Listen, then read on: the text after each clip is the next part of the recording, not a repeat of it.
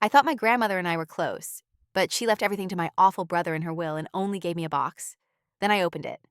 My older brother Trent has been the favorite since the day I was born. He got a brand new car for his 16th birthday, and I got his old bicycle. He got his college tuition paid in full, and I got told to figure it out myself.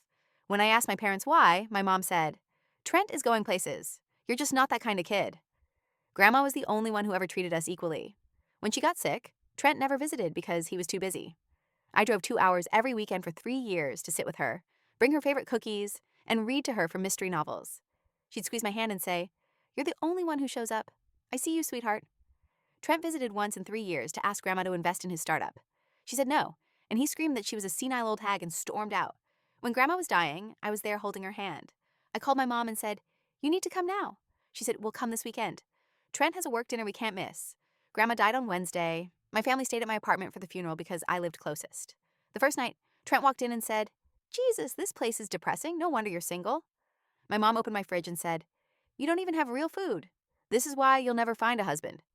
My dad sat on my couch and said, "I can't believe we're staying in this dump when Trent's about to inherit a real house."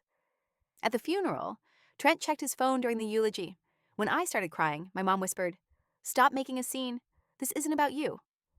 After the service, Trent asked the funeral director for an itemized receipt to make sure the estate wasn't being overcharged.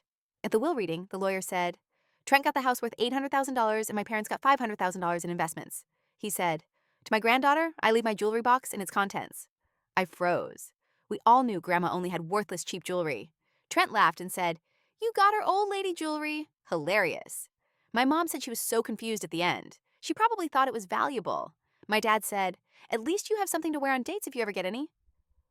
That night, I sat on my bed while my family complained about my apartment.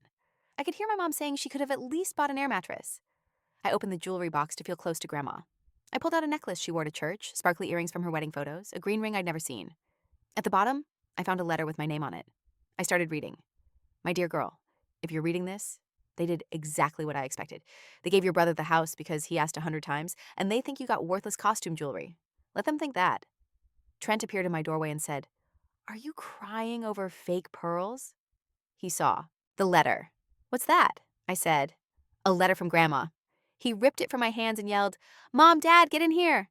She got a secret letter. My parents pushed into my bedroom. Trent read mockingly, "My dear girl, blah, blah, blah." Then he stopped. "The ruby necklace is a Burmese ruby, 12 carat, appraised at $2.2 million. The diamond earrings are antiques from 1920, appraised at $800,000. The emerald